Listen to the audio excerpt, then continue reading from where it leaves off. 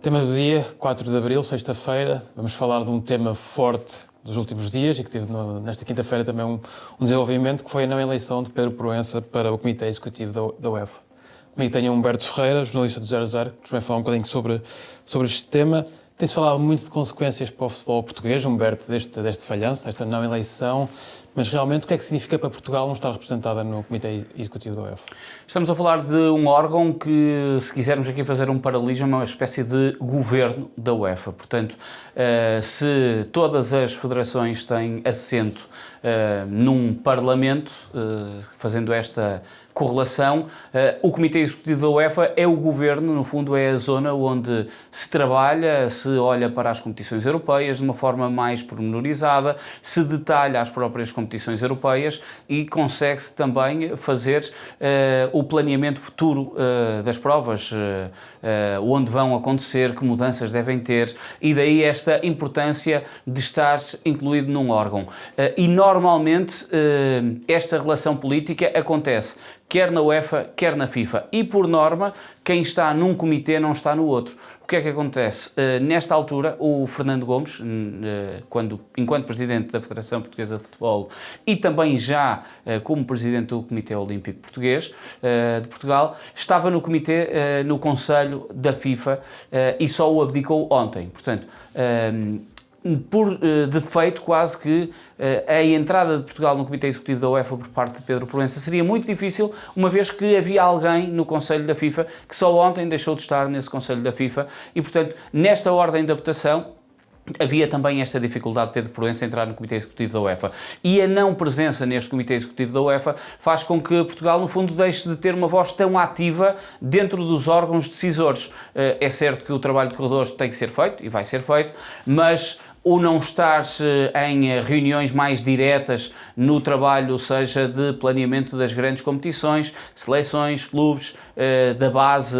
do futsal, do futebol de praia, por aí fora, faz com que Portugal aqui deixe de ser tão audível e daí esta importância, é o chamado lobby político no lado futebolístico e estando dentro do Comitê Executivo da UEFA, Portugal tinha uma voz mais ativa. Agora será menos ativa. No fundo, há mais trabalho para ser feito para que possa ser também audível a voz de Pedro Proença na UEFA. Sim, falaste dessa relação entre os comitês da UEFA e os conselhos da FIFA e de estar representado ou não num ou noutro organismo. É algo que pode acontecer, sim, mas no fundo nenhum dos organismos gosta muito que exista países semelhantes nos dois conselhos, porque no fundo estás a tapar a voz de um outro país que se possa expressar e por isso não é muito normal acontecer algum país estar representado ou um membro de um país, porque é sempre um cargo pessoal, por muito que digamos que é Portugal que está representado, é a pessoa que está representada e por norma não é muito comum haver isso, apesar de haver países que têm representação no Comitê da FIFA e no Conselho, ou melhor, no Comitê da UEFA e no Conselho da FIFA. Pelo que nos estás a dizer, seria já uma tarefa difícil esta candidatura de Pedro Proença. Perguntei-lhe assim se esta relação da UEFA com a FIFA se foi a principal justificação para este falhanço, ou se isto tem influência de Fernando Gomes, também toda a polémica nos últimos dias, ou então se Fernando Gomes, por exemplo, não podia ter saído um pouco mais cedo do seu papel na FIFA. Esse é um dado muito importante, porque se Fernando Gomes abdica mais cedo da sua posição no Conselho da FIFA, faz com que as federações europeias possam olhar para Pedro Proença como alguém que está na linha de sucessão. A manutenção de Fernando Gomes nesse Conselho da FIFA e só saiu depois de ser conhecida o quadro final dos novos conselheiros do Comitê Executivo da UEFA, faz com que as outras federações simultaneamente possam não olhar para Portugal como um bom nome porque já tem uma representação. E esse é um dos fatores. O outro fator é o facto de Fernando Gomes ter estado também neste comitê da UEFA e ter estado nesta reunião magna da UEFA na Sérvia nesta quinta-feira e corre o rumor, que é sempre algo pouco exato para nós jornalistas de que terá existido um lobby. Uma coisa certa, que foi tornada pública,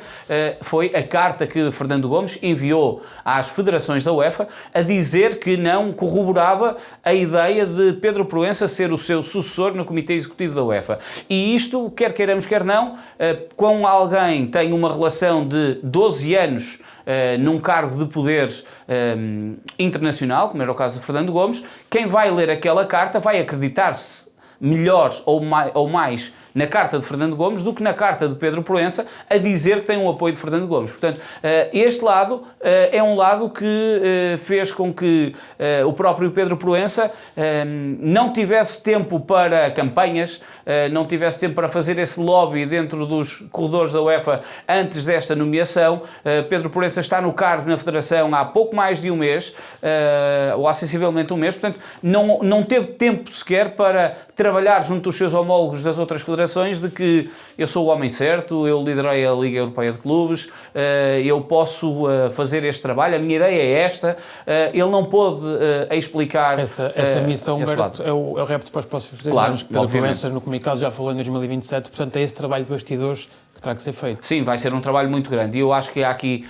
uma série de pontos que podem ser uma vantagem de Pedro Proença, que ele pode agarrar-se de uma forma escondida, porque aqui agora vamos ter uma guerra política naturalmente entre dois monstros do dirigismo, Pedro Proença de um lado e Fernando Gomes do outro, que é Pedro Proença poder aproveitar o legado forte que Fernando Gomes deu. Desde logo, no número de atletas crescendo nos últimos anos nas 3 disciplinas da Federação Portuguesa de Futebol, futebol praia, futsal e também o futebol, a vertente feminina com uma projeção enorme, e esse rácio de crescimento é algo único, é quase recorde por parte de Portugal em todas as outras federações e, portanto, este é também um sinal de fragilidade da própria UEFA e das próprias federações da UEFA, que é uma federação que tanto fez ao longo dos últimos anos, deixa de ter assento porque alguém emitiu uma carta a dizer que não concorda com as ideias daquela pessoa e não há uma outra federação que olhe para aquilo e diz: ok, eu posso aceitar esta visão, mas o que é certo é que Portugal ao longo dos últimos anos cresceu no número de atletas, vai organizar um campeonato do mundo em 2030, corre para organizar um campeonato da Europa de futebol feminino, vai concorrer para organizar um mundial de futebol feminino, é campeão da Europa e do mundo de futsal nos últimos anos, venceu os mundiais de futebol praia e os europeus de futebol praia também nos últimos anos, tem títulos de formação de futebol, venceu uma Liga das Nações, um europeu. E onde é que está esta nação que tanto correspondeu e até é na cabeça de Tiago Craveiro que nasce a Liga das Nações? Se houve esta importância portuguesa nos últimos anos na UEFA, porque é que as outras federações acabaram por não perceber que era importante Portugal também estar representado, independentemente do nome que ali estivesse representado? E esse é o trabalho que Pedro Proença pode demonstrar ao longo destes anos, que é: esta gente fez isto, eu acabei por fazer isto na Liga de Portugal. Ele tem um legado muito importante, principalmente no capítulo financeiro, e é algo muito reclamado por parte das federações pequenas. E, portanto, Pedro Proença tem estes trunfos de dentro da federação, que não foi ele que os criou, mas que se pode absorver deles, e também o trabalho que fez na Liga. Em jeito de balanço, perguntava-te o que é que achas que Portugal pode ser afetado durante este ciclo de 2 anos, não estando representado neste comitê. E vimos também, muitas vezes, estes cargos passam um pouco ao lado das pessoas, mas vimos os apelos, seja de Vilas Boas, do Sporting, de Braga, de outros clubes também, muito a referir a esta importância. Toda a classe, sim, toda a classe. O comunicado de Pedro Proença e da Federação Portuguesa de Futebol corroborava de ter sido um dia de uma derrota para toda a classe do futebol. E é normal, as equipas do futebol, os agentes do futebol, foi a APAF, foram a Associação Nacional de Treinadores, o Sindicato de Jogadores, toda a gente se colocou ao lado de Pedro Proença neste dia que acabou por ser mau para o futebol português. Porque eu acho que há aqui um efeito